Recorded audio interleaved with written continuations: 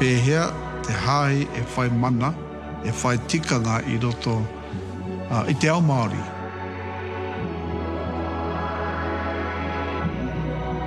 Me pēhea e kōrero ai te hahi ki te ngākau o te tangata. Kau e tāria kia raru rāno te tangata. O rereke te ao.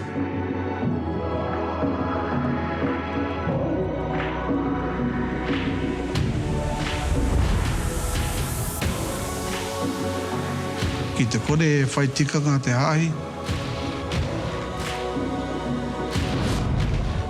he aha ke te pai o te hahi.